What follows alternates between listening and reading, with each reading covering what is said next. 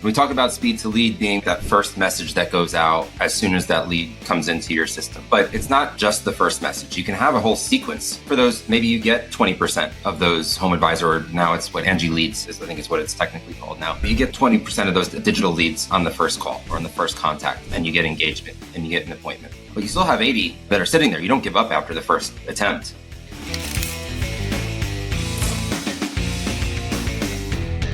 Hello, and welcome to another episode of the Build to Win podcast. We're your co-hosts, Jonathan Weinberg and John Kolbaska. And today we're going to be doing something a little bit different than what we've done before. We're going to be just John and I diving into follow-ups, automated follow-ups in particular, in the sales and marketing process. So really excited to dive into lots of different tactics and strategies around that. So John, where do you want to start?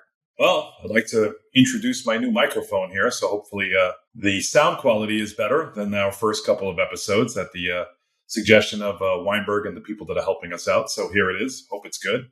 Yeah, we're up in our podcast game. I got a much better background behind me too for anybody that's actually watching it on YouTube instead of listening to it. So we're up in the game here. It's a nice background there, Weinberg. It's a nice background. I like the colors. Yeah, my wife helped me with the decorations. I was going to say, there's no way you accomplished that yourself, buddy. I can see Jackie did that. So yeah, it looks good. We were trying to get a guest on this week. It looks like we had some scheduling conflicts. So we decided that rather than cancel and not speak to each other for another week, that we would discuss a topic. And we both chose to discuss follow-ups, right, through the marketing process and also the sales process and how that's done and why that's important. So, yeah, John, you want to tell the story? Why don't we start at the beginning, right? So when's the first time in the process that you need to do automated follow-ups, right? It's speed to lead. Everybody talks about speed to lead. Lead comes in, whether that's, through some sort of digital source or that, they're filling out a form on your website, through, whatever. Typically, this is through some digital source where you're not getting them on the phone. Initially, they're not picking up the phone and you're answering it and talking to them straight away. This is a lead coming in some other way, and you want to be able to automatically get in touch with them right away, right? As soon as possible, less than a minute, less than 30 seconds. Let's talk about why that's important too, Weinberg. Like, why should you get on the phone? What exactly is speed to lead, and why is that important? Yeah, it's important because that's when you're engaging with a prospect at the time when they're thinking about it, when they're thinking about the service and the product that they're looking to get. They're engaged. They haven't been distracted. They haven't gone to look at some competitor or whatever it might have been, right? So the sooner you can get them on the phone or engaged in some kind of communication, the more likely you are to actually get that engagement and be able to progress to the next phase of the funnel with them. So it's critically important, right? And we're not talking about in less than 10 minutes. We're not talking about less than 5 minutes. This should be less than 1 minute that you're starting to engage in conversation. Yeah, there's a bunch of studies. I'm trying to look that up right now because I've heard a bunch of different studies, but something along the line. Don't quote me because I'm looking for it here, and there's just a bunch. But something along the lines of, like, I've heard Tony Hody and Megan Beatty. They talk about speed of lead and how important that is. So it's like, I believe if the lead sits in your database longer than 3 minutes, you have a 70% less chance of actually reaching that customer. And as it goes out to like even an hour, those chances decrease. So speed to lead, I'm trying to find the study. They quote it all the time about the... Yeah, but it's something like that. It's some crazy drop off. It's crazy. It's crazy. Look, at the end of the day, if you're spending $50 to $500 to generate that inquiry, right?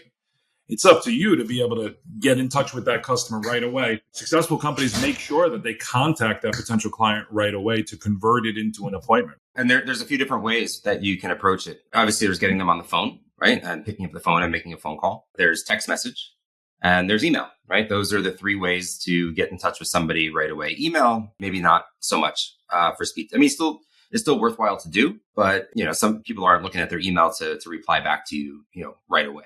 Look, at the end of the day, the most successful companies in our industry, they believe in speed to lead. They believe in receiving that lead, that inquiry, whatever it may be, and getting on the phone with them or texting, whether it be calling, texting, or emailing them within seconds, right? The best companies are doing it within seconds. It's like I remember, I'll use an example. When I had first started in this industry before I had a call center, right? And it was me. I was a $500,000 business or less. I was in the field. I was doing the thing. I was installing. I had a couple of installers.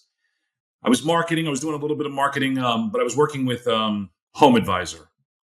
And they would send me a lead. They would text a lead to my phone, right? And I would get the text. And then, I'd work. And then 20, 30 minutes later, I'd get to it. I'd try to call the customer back. And I couldn't get in touch with anybody. I remember saying like the rep there, like, these leads are garbage because, I can only get maybe 1 out of 20 people on the phone. But little did I know they were, because their business practices, not only do they sell the lead to me, they sell it to 2, 3, probably even more contractors than that, let's be honest. But many of those other contractors, they were getting that lead 20 minutes at the same time I did, and they called them 20 minutes before I did. By the time I had called, I was a 3rd, 4th, 5th, 10th person to call them. They're like, forget this. I have my 3 to 4 to 5 that I want to contact. So speed to lead was critically important. So I stopped using lead aggregators, right, back then because it wasn't a fit for my business because I didn't have the call center or the infrastructure, the people in place to be able to do that.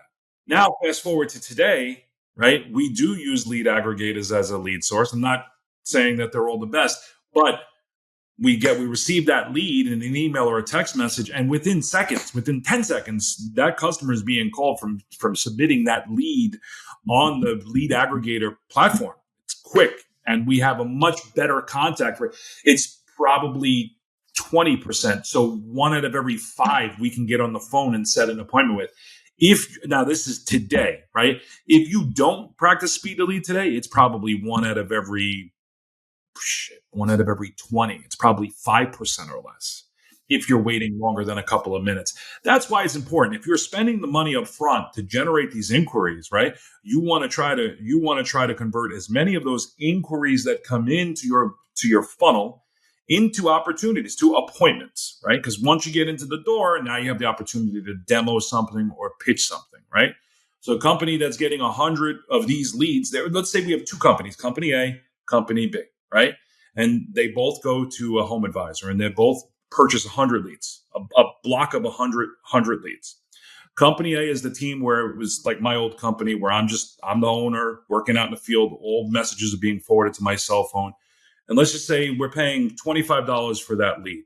It's on average $2,500 for 100 leads. I go through, I get the 100 of them. I'm out in the field. Out of the 100, I probably only contact 5. Get in contact 5, right? Yeah. Now, my company today, out of that 100, we're getting in contact with 20. So I have 4 times the amount of opportunities to go and sell. What's the better investment? Company A that had 5 appointments from the 100 raw leads, or company B? They both spent $2,500 for those opportunities, right? So this is why speed to lead is so critical in your operation, right? And you both have both companies have the same cost per lead, but it's a very different cost per appointment. Same cost per lead, exactly. For the raw lead, the inquiry, but cost per appointment, right? Now you start going down the funnel.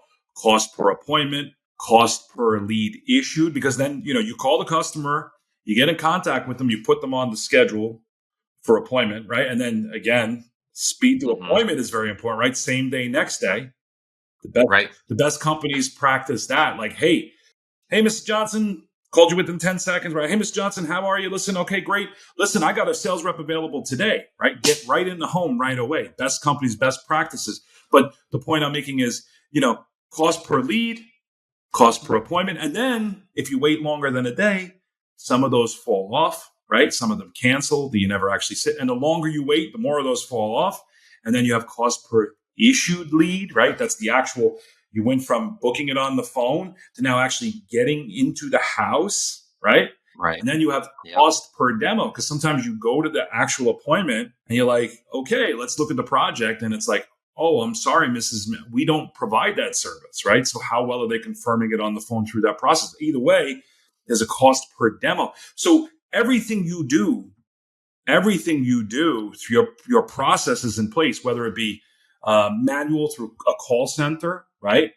Or automated through a program like Build a Prime, text messaging, email, affects how well you convert that raw opportunity from the very beginning to the demo. Because at the end of the day, demos, right? Demonstrations, meaning a demo means I gave you a proposal.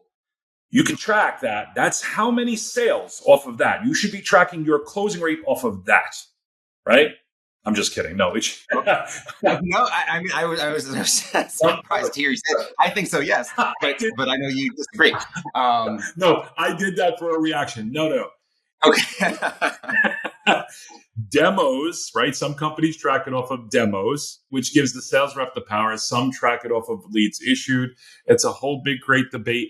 However, you want to push that lead from raw opportunity from the very top. My camera's over here, all the way to the demo. That's the marketing department's responsibility, right? After that, it gets handed off to the sales department. Either way. And now, I mean, we're talking about automated follow-up here today, right? But there's automated follow-up at almost every step. Maybe not, from lead issued to demo, perhaps, but there's automated follow-up that can and should happen at each step. We're starting with speed to lead when that first lead comes in order to increase our efficacy of getting an appointment set and getting them to that next stage and getting that lower cost per appointment set amount. So, but it's not just about that first contact, right? It's not just about that first message, that first phone call, that first text message. Yeah, I just jumped ahead and explained the whole funnel. But again, you get a raw lead, an opportunity. If they call in, great. You got an opportunity to confirm and qualify them and set an appointment. But not all of your leads are direct phone calls, or they shouldn't be, right? Some people submit forms through social media, through your website, and then they should be going into your CRM like Build a Prime, and it's your office's, your call center's responsibility to go and take that lead, right? Or through, like we said, lead aggregators, and call them right away. Sometimes you contact them, sometimes you don't. So the automated process for following up, right, is for the ones that you can't contact, right? So like Build a Prime, you get 100 of these leads, you can get 20 of them on the phone right away. What happens to the other 80? Right? Yeah. So the other 80, they move into an appointment not set or some sort of other status like that. And there's automated follow-up happening there as well. It's not the same kind of automated follow-up, right? It might be a sequence of text messages or emails that, not the same pace per se. We should probably be talking about the automated contact features, right? Because it's not just about follow-up. Like the follow-up would be like on a proposal, John, right? But let's talk about all the automated features today in Build a Prime from the moment you get the lead all the way through. That's not follow-up, right? This is automated contact, right? I mean, yes. Yeah, I think you can call it. Automated contact is maybe a little bit better, more general term for all of it. Follow-up is, I mean, you could use follow-up too. I mean, it's you're following up on that lead. You're following up on whatever the last activity was to get them to the next activity. At the end of the day, you have a marketing machine, an automated marketing machine behind you that's doing its job, right? That's helping to increase your results, right? Along with whether that be you out there on the phone and calling, at certain times during the day, or you have a call center, you have automated contacts.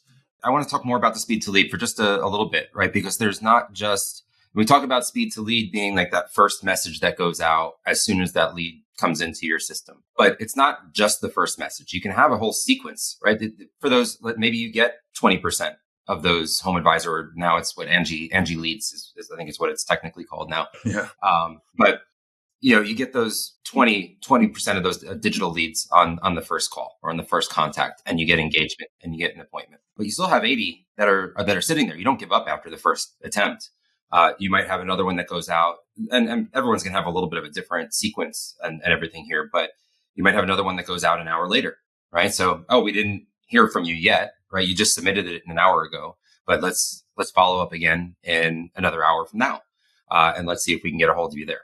And that's like that, you might be adding that lead into a call queue for the, call center, office manager, whoever to reach out and call. It could be an email. It could be text message. And some of these things can operate on a little bit of a different sequence. Maybe the text messages are a little bit more frequent. The emails are a little less frequent. And there's you stagger you phone can calls. customize it. Yeah, you can go in and build out the sequence however you'd like. Right. So, but we want to have, a sequence, at least for the first day, the first 24 hours in that initial kind of outreach in order to try to get them on the phone. Or in some cases, you don't even have to get them on the phone. You can just have the conversation over text message or email and set the appointment that way. But getting to that appointment, give them 24 hours in that sequence before we say, no, okay, we didn't get them right away. We're going to take a different approach now, right? Maybe we move them into the next, like in Builder Prime, we have the different buckets or lead statuses.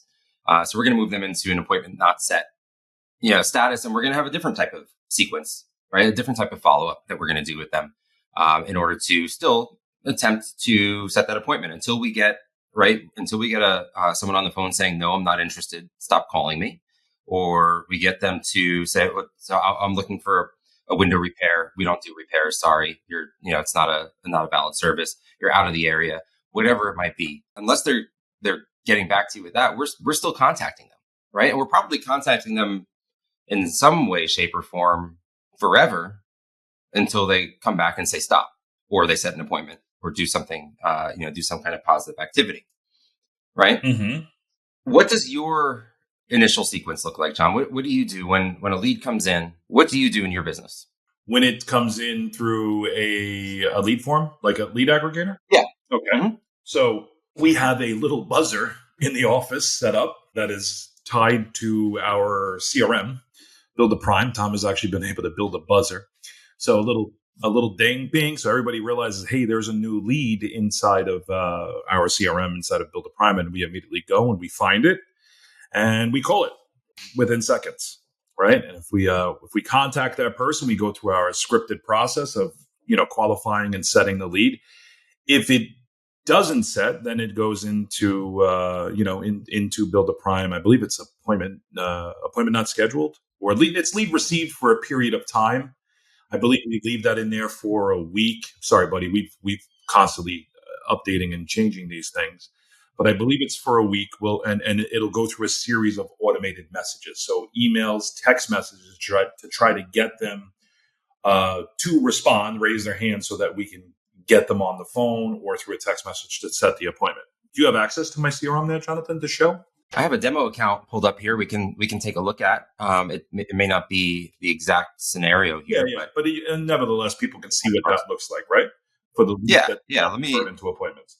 Yeah, so we have like an appointment set rate of altogether like 65%, which is phenomenal when you're buying lead aggregators. Like different lead sources will set at different rates. So like let's just say, for example, like a radio lead where they call in. Well, that's, obviously 100%, but there'll be some radio leads that'll go to the website, submit there, say they found us on a radio. So when you're tracking different lead sources, the appointment set rate is higher and lower. Lead aggregators are usually the lowest at around 20%. That affects your overall rate. But as a company, we have a 65% appointment set rate. That means that out of 100 raw opportunities, all in everything, whether we set them same day, a week later, a month later, 65 of them turn into appointments. Yeah.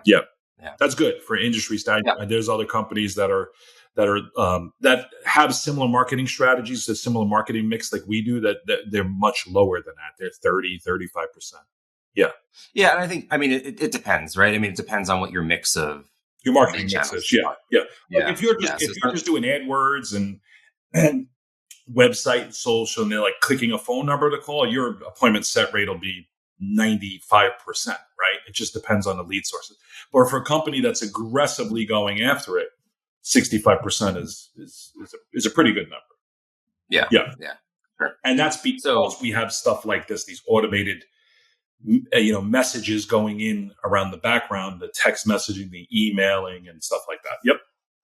Yep. Yeah. So what we're looking at here, right? I'm just showing my Builder Prime screen, and we've got our different lead statuses, under our client section. So the leads come in initially to what, typically what we call as a lead received status. That's where we're starting to send out our text messages, and emails and everything, and adding these different leads into our call queues.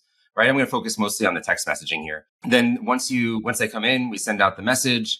We're trying to get them to respond so that we can set an appointment. Then they'll move into appointment set. Then we'll have new messages to send out. Or if we are not able, we're not successful in getting a response or an appointment, they're after 24 hours, we're going to move them into appointment not set. They're all configurable, right? And this is adjustable. Yeah, you can leave it sitting in the lead receive bucket for an hour, a week, a year. You get to go in there and decide when you want to move it into the appointment not set bucket, right? Right. So yeah, I mean, just let's say hypothetically, right? I've got when a new lead comes in, I've got different text messages that are going out. I can configure, all my different messages that are all customized for the particular customer. So I've got, let's see, so I probably have one example here. New lead alert. That's to the employee. Yeah, yep. New lead SMS. Yep. Oh, that's the bad one. Got a bad. That was just thank you for your interest. But here's an example one, right? So, hi, first name. Thanks for reaching out for a free estimate from JW Homes. Mm-hmm. Can you let me know some available times for us to come and meet with you? It's short. It's sweet. It's designed that way to convert, right? To generate a response from the customer, right? Ask a simple question. Mm-hmm. And then as you're going through the sequence, you've got some different types of questions that you might ask. Yep. Right. There's So it's not respond. Here's another one. Yep. Do you prefer to communicate by phone or text? Some different examples, right? This is one we have as a standard template within the system. Hi, first name. I've reached out a few times and I don't want to be a bother. I won't message you again after this. I know you've reached out to us for help with your project and I would love to answer your questions. Do you have a few minutes to chat today? And that's the third attempt to get them to respond, right? Through a text message. Yeah. Exactly. The third or the fourth. It all depends. Like these are just some different examples. And again, you could send out, I don't advise it, but you could send out 10 messages in the first day. You can kind of schedule this however you like, or you can send out 10 messages over a period of a year. I mean, you can customize this and build it out for your company. But this is your standard three attempt, right? Template. Yeah. And just keep the messages short and sweet. Always. And always ask a question for them and make it easy for them to respond with a simple answer as best as possible. And text messaging is pretty damn effective, right? Because what you see is a lot during the day is you'll see a person submit a form, right? Let's just say during the day, in the early morning, during the week, person's usually at work on their computer looking for your services and then submits the form, but they can't speak, right? So I'll get to that later, right? So if you start texting them, they usually respond back. Yeah, exactly. The appointment right there without you actually speaking to them. We set appointments through text messages all the time without actually speaking to the customer. Yeah. A lot of people doing that very successfully. So yeah. And then, so you're sending out, the lead pops in, right? It pops into that lead received through whichever digital lead source, Angie Leads, Angie Ads, networks, all of these different sources that we can have leads coming in from, and from the website, from social. And, it's going to pop up like within the screen, right? And this is all right. So we're doing a lot of Builder Prime stuff here today, but shameless plug, Builder Prime being an all-in-one system and having the text message automation built in. The CRM is your source of truth. And in order to effectively communicate through text message and update things in the system, keep things in sync, so you're always sending the right message at the right time, it's really important for these things to be extremely tightly integrated, right? That's why we do this all-in-one system. As opposed to having various different systems for this type of functionality. It's really important that those processes communicate really well together, right? So if the customer responds back, it's gonna pop up here in my conversation view. But not only that, it's going to say, oh, the customer responded back. So I don't need to send, if I had another one that was going to be going out 5 minutes from now, it's not going to send it, right? Then you're going to look like, a dumbass, right? If you're sending another message like, hey, we're just reaching out again because we haven't got a hold of you. It's like, no, I just responded. So, it's really important that you always know the status of where everything is. Once that appointment is set, you don't want to be sending any more messages about setting the appointment. You already set it. So it's really that's one thing that's really important here. And important to consider when you're looking at systems for this. But then, it's just, it allows you to have multiple conversations with multiple different leads and customers and manage that all right from a single from a single dashboard, right? So So here's some information I found on Speed the Lead, right, online. So it's not what I was quoting, but it's similar, right? So it says it's by Cole Page. So they did a study, Speed the Lead statistics. Waiting 5 minutes drops conversion rates by 8 times. Responding within a minute can increase by 391% conversion, right? And it says try responding in 5 minutes or less. This is considered to be the ideal speed to lead. But again, out to 5 minutes severely decreases the conversion. And it says 55% of businesses take 5 days to respond. wow. And there are people on this podcast right now where that's the case. And we're looking at you, right? Less than 30% of leads are being contacted by companies. What a waste. They're paying money. This is a study, right? 90% of leads become unresponsive after 5 days. Yeah. So this is a study. This is what they're talking about. This is why speed to lead is so important. You're going to spend the money, the time, the effort to generate that opportunity, that inquiry. How well you convert it is extremely important to the business, right?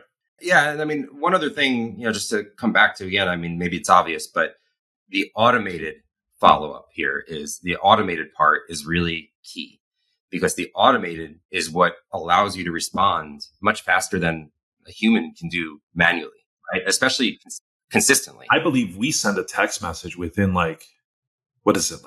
30 seconds? Yeah. Is it 30 seconds? It should be within a minute. Usually it's faster than that. So Build a Prime's functionality is within a minute, right? Because within a minute. We've tested it. So we test that, right? How quickly the customer will get the automated text message. So we've put our information in on my phone and Tom's phone, and multiple employees. And we found that it responds within 30 seconds. It's a text message. It's like, hey, thank you for contacting us. We have your information. Someone will be calling you. And it's and then we're usually calling right behind just to let the customer know, hey, that we have your information and we are going to be calling. Right. Right. Yeah. Right. Yeah. And then 5 minutes later, it responds with hey, with the first message, right? Hey, what day and time, whatever I'm not exactly sure.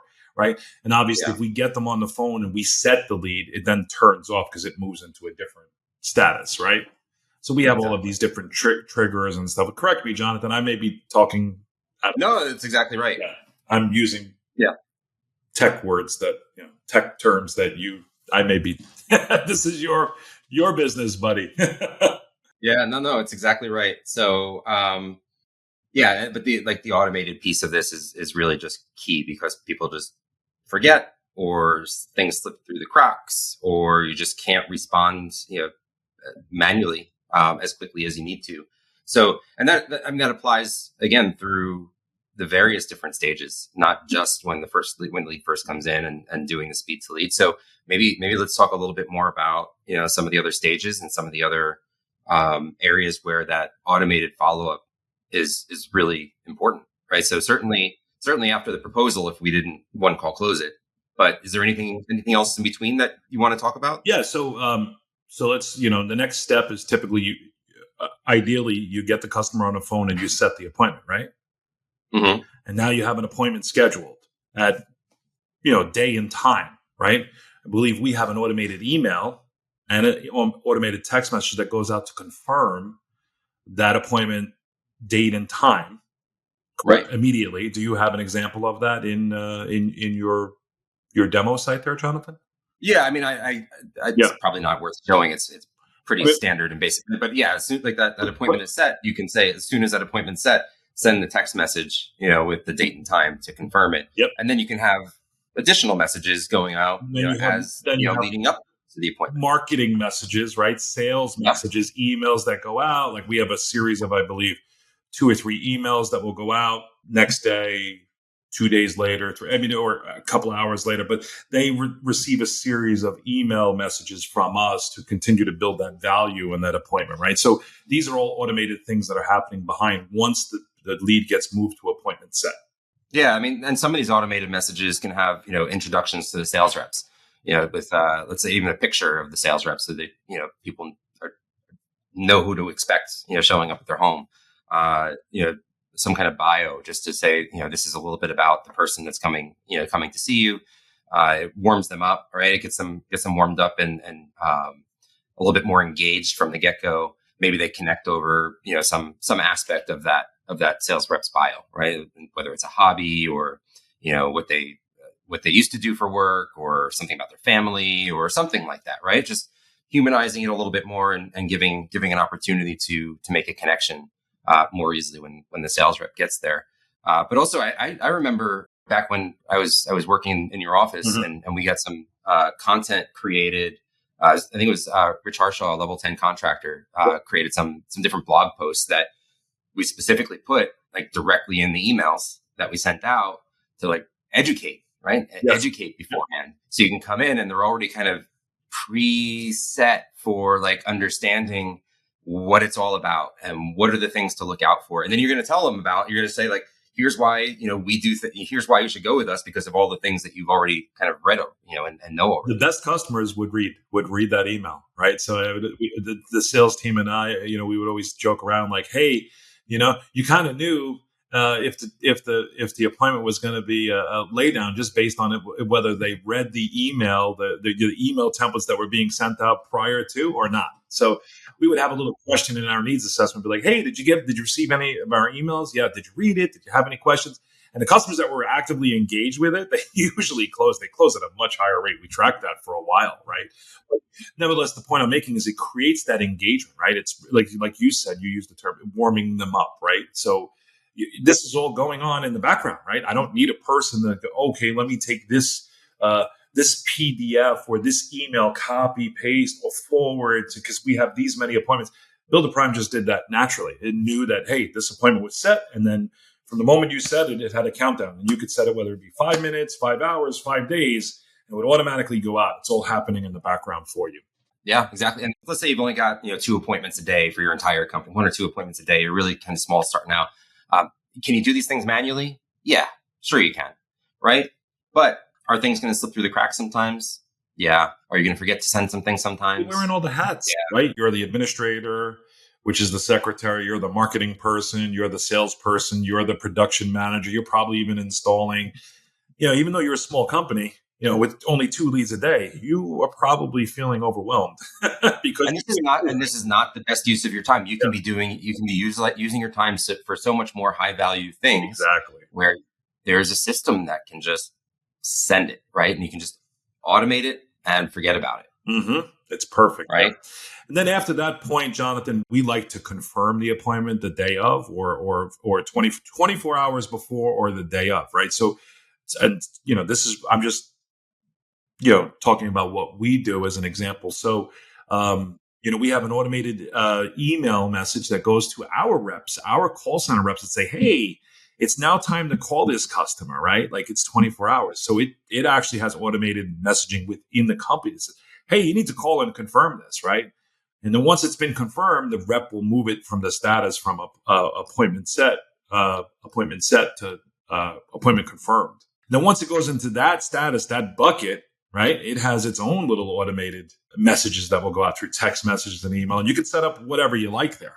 Right. Right. Yeah. And so, yeah, and a little something maybe that you might want to change in your setup, right? You can have a text message 24 hours before. And if they actually confirm the appointment and they've responded, then great. But if they haven't, it'll take them out of that sequence. But let's say 2 hours later, so 22 hours before the appointment, you can send an email to the reps to make the call, or you can just add it to the call queue as well, right? We have call queue functionality. We're actually going to be releasing some much more robust call center and call queue functionality here pretty soon. But so you can do it. You can do it through call queues as well. Text messaging, email, calls. I mean, either way, we confirm it. There's all those. There's the ability to do all of that in the background, automated for you, right? Like, it can either do it for you. You see the text message come through. It's like, okay, it's been confirmed. You see the email response. It's been confirmed, and it even tells the reps, hey, you have to make this call. And if it's either way, you want to confirm your appointment, right? You just don't want to run out to sometimes you set the appointment 3 days ago, right? And now it's time to go run the appointment. You want to make sure that the customer is going to be where they said they were going to be at that time, right? You'd be surprised if you don't confirm, you'll be running all over the place. You'll be showing up at these appointments and people are like, oh my God, I forgot, or they just won't be there. So it's always good practice to confirm, right? Yeah, yeah, for sure. And all decision makers too. So, well, that's we could probably spend the whole episode talking about why that's important. Yeah.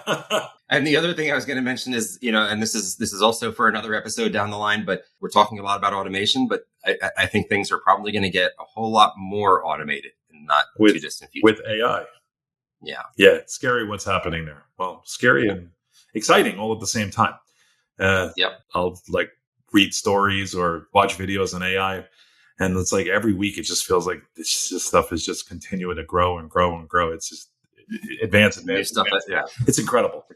It's exciting, right? So we're May 30th, 2025. Let's see what it's like in 5 years. Maybe there'll be no more need for this podcast. Well, it's but we're leaning pretty heavily into it now for Builder Prime. So there's going to be a lot more automation coming down the pipe. In this, you should be always at the forefront of technology. The problem with we are always looking at that as a company, as a home improvement company. Obviously, Jonathan, you should be, right? But just because you're a home improvement company or service provider doing this, it doesn't exempt you from being on the leading edge of technology, right? The biggest companies, the companies that are winning every single day, are constantly investing in new tech to make their processes, more efficient and profitable. They're just continuing to build out their business. If you're not, you are going to be sitting there on the side of the road in 5 years going, what the hell happened, right? You better start investing in at least studying tech and, bringing on new tech, or at least just spending the time reading about it and understanding what's really going on out there, because we are in a new era. Yeah. And this is, we position this episode as kind of like automated follow-up within your sales and marketing process, but it's really a tech. This is a tech discussion, right? We're talking a lot about. This is kind of like AI, John, right? This is kind of like artificial intelligence. Yeah. Well, it is. It's like, would you say a chatbot is like AI? No. Well, let's save this for another. We can get into a lot of separate discussions. I think we can save this for another episode. But the last thing I'll say about that AI discussion. Yeah, I know. The last thing I'll say about this is just that it's going to also make things easier for the little guys, right? I mean, the little guys are going to be able to do a lot more of the stuff that the big guys can do. So I think it's going to be democratizing. Oh, you think it's going to level the playing field a bit? Yeah, I think it will. Yeah, I do. I think it will level the playing field for those that are adopting it, right, and those that are comfortable enough to know what to do with it and adopt it. Well, I mean, look at what we're discussing today, right? Automated messaging, right? Same thing, right? Yeah. Let's just say you're the $500,000 contractor and you're in the field working today, right? But you're spending some money, maybe $1,000, $2,000 on lead aggregators, right? And if right now you don't have a program like Build with Prime with any automated follow-up, you get the text message, you get to it later. You're probably like, Jesus, I can't get in contact with these people. At least now you know why. Right. But you go to a program, you get like Build a Prime, you have these automated text messages, email features that are going on for you. And now you start to see, hey, you know what? I'm still working in the field, but now, I'm starting to contact more people because it's doing it for you. Right. So it's leveling that playing field for even like a smaller contractor. It's leveling that playing field out. Right. So tech can help. Yeah, like even based on this discussions, tech can help. We work with all different size companies, and smaller guys just starting out can do the same things for an affordable amount that the big guys can do. So it levels the playing field, and I think that's going to even increase further. For $99 a month. No, I'm just kidding. I don't know how much you charge anymore, Jonathan, but for whatever the fee is, you can have an automated call center working for you while you're out installing in the field. And this is not a sales pitch, right? This is not a sales pitch for Build a Prime. But this is, this can help you. This can help you generate more raw lead opportunities into appointments, which will lead into more sales, which leads into, more revenue for your business. Hopefully you priced it right, and the revenue leads to profit, and that leads to growth. So so we got off on a little bit of a tangent there, but it's interesting stuff. But we're talking about the automated follow up for the appointment. What's the next stage that we want to do? That we want to talk about automated follow up. Well, so I believe we've gone through the marketing, right? So it's been confirmed. The lead has been issued. The sales rep is gone, right? The sales rep is gone there. Hopefully given a proposal. Now it's a demo, right? Hopefully they sell it, right? So if they sell it, there's a series of automated messages and emails you can set there too, right? For depending on your business, right? Absolutely. Like we have a series of emails where we keep the customer updated through the ordering process, right? So, and the manufacturing process. So, there's probably a 4 to 6 week period from the moment the job is sold and ordered to the moment we're actually installing in the customer's home. So we just send out, 4 or 5 or 6 emails and text messages that say, "Hey, congratulations, your windows are now being manufactured by the manufacturer," right? And then a couple days later or a week later, we get an update from the manufacturer. "Hey, we're getting ready to ship these to you." And then we have an automated message that goes out and says, "Hey, your windows are now being shipped to us. We'll call you in a couple days." So we're just keeping them in the loop, right? Yeah, I don't know if you still do this, but I particularly like the one that you did with the doors, and it would show the video Yes. of what the actual manufacturing process looks like. Yeah. There's a bunch of marketing and stuff and sales and just, messaging that's going on in the background to improve the customer experience, right? So that's for the jobs that are sold. And again, this is all fully customizable. You could choose to send something out. You could choose not to, right? I like to keep in contact with my customers. That's why, our customers like us. Yeah, and from my perspective, I think sending automated messages is totally fine, totally acceptable. Customers appreciate it. I think they expect it. And I'm saying this in contrast to in 2025, they expect it. Yes, they expect it. Yeah, but I'm saying this whole kind of in contrast to I've heard people talk about before. It's like, well, we don't want automation because we want everything to feel like a human touch and a human did it. Automation can feel that way, but even if you're really set on, okay, no, I don't want these automated messages to go out. I want the opportunity to personalize it further. You can still use automation as reminders and as, just checklists. So to make sure that you actually are reminded to do the things that you need to do. I don't think that's necessary. I don't think you need to do it that way. You can just have it, automatically send these messages. We spoke about that where back in the marketing discussion where we were talking about that, where it would email our reps to say, "Hey, call to confirm," right? So you can have the automated reminders for your staff. But again, you send out an email or a text message, right? If it's automated, the customer, when they click to respond, it comes back to an actual human being. Yeah. Right. So it's, for now. For now, right? So it doesn't. I don't know. That doesn't feel automated to me, right? If it's just reaching out and then the customer, for now, that's interesting. They're getting really good at that, right? But for now, they click to reply. It comes back to our office, and then we can start to have a conversation with the customer, right? So it's not fully automated in that sense, right? You can choose to take over the conversation for now. Right. And that will always be that you can always choose to take over. There's always going to be that, for at least for the foreseeable future, that's always going to be a thing.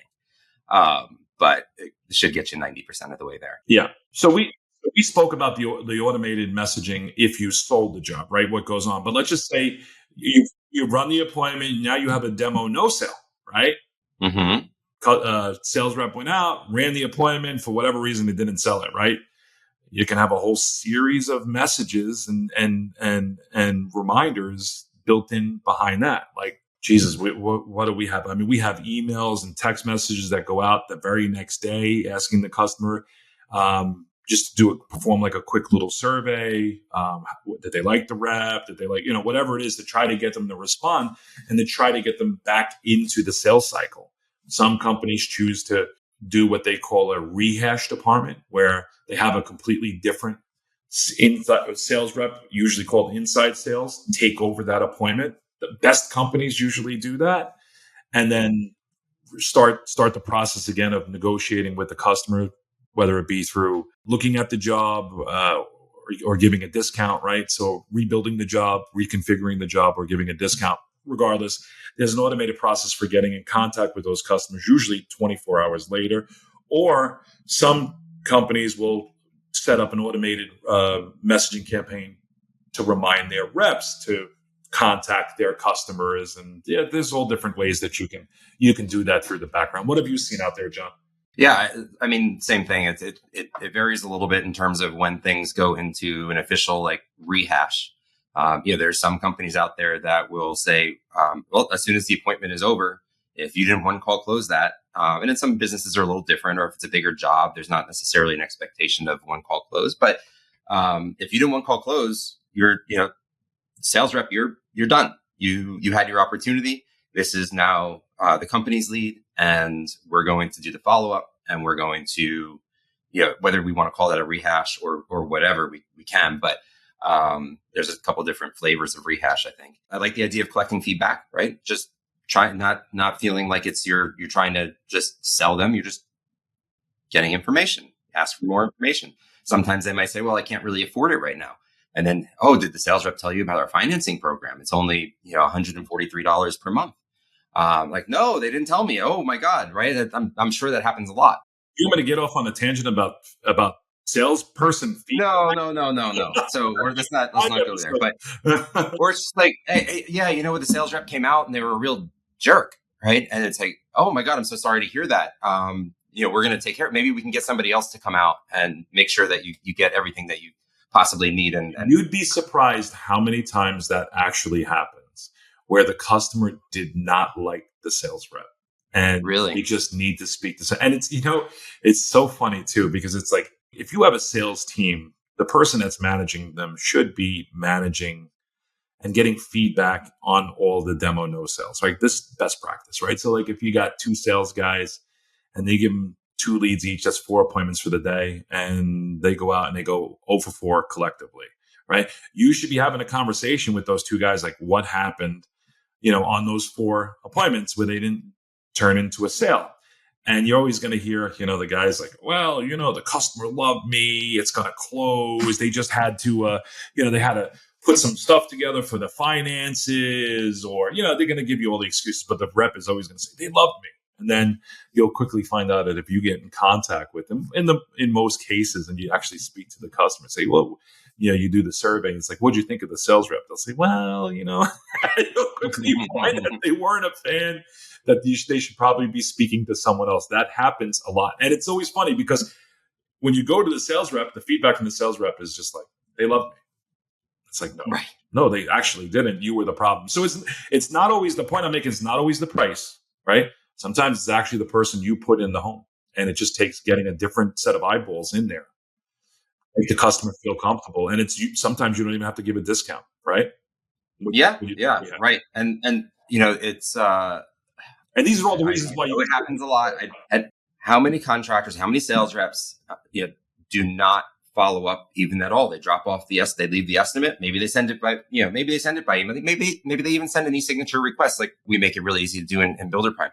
And they send it once, or they drop off the handwritten proposal or whatever it might be, and they never reach out again.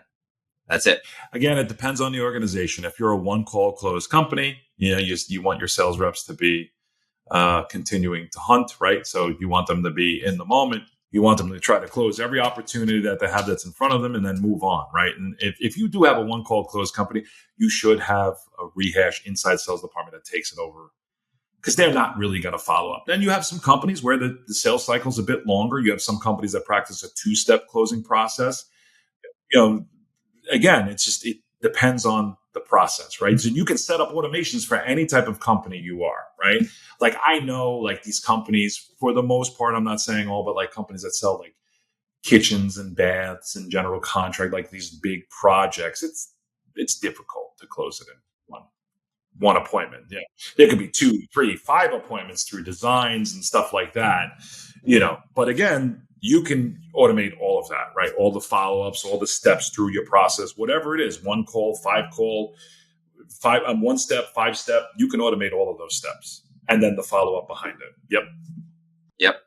So, so I think I think we hit on all the key things through the sales and marketing funnel in terms of automated follow-ups. I mean, there's a million different ways that you can approach it. There's all of the different types of messaging. There's all the different types of sequences. At the end of the day, if you put some sort of messaging campaign in your marketing funnel, you're going to convert more of those top line raw leads, those opportunities, into appointments, right? And those appointments are going to lead to more demos, right? More demos. And these are best practices. And if you have a follow-up system or messaging campaign on all of your demo no sales, right? Whatever that may be, whether you're 1 call, 5 call, the opportunities that don't lead into sales, you're going to have more sales, which leads to more top line revenue, right? So best practices, right? If you have all of these automated messaging, it's just going to make you, it's going to put more money on the top line, right? At the end of the day, whether you're going to be profitable or not is a completely different discussion, right? So as an example, we have an inside sales department, right? If we have $1 million in sales, let's just say top line for the month, typically 10 to 15% of that will be through the follow-up campaign, what we call our rehash department, right? So that should be the goal. 10 to 15% of all of your monthly sales should be from either follow-up or rehash, typically. Yeah. That's what it looks like. So super powerful. Yeah. With the follow-up system on the marketing side and the sales side, if I do $1 million a month, without it, I probably would have did 850. So it's worth, 100, 150,000 more top line for me every single month. I know that. Yeah. And it's, it doesn't have to be difficult and it doesn't have to be complicated. You can start small. It's automated. But for the most part, it's automated. Yeah. Just choosing to do it. So 55 minutes in here, John. We said we were going to make this a quick one, 30 minutes, but I know we quickly got into it. A lot to talk about. There always is. There's always more than we think. Yeah. There's probably more to talk about, right? So if you guys have any questions, please leave it. Leave a message down in the comments and a question down in the comments, and we'll do. We'll answer it for you the best we can. Absolutely. Yeah. We want to do some question and answer episodes as well. So we'll take questions that any of the listeners have, and we're going to answer them on the podcast. So definitely leave some comments and questions in the comments section, and we'll talk about it. Or feedback. Absolutely. All right. Take us home, Johnny. Thanks for listening, and we'll see you next time. Appreciate it. Bye now.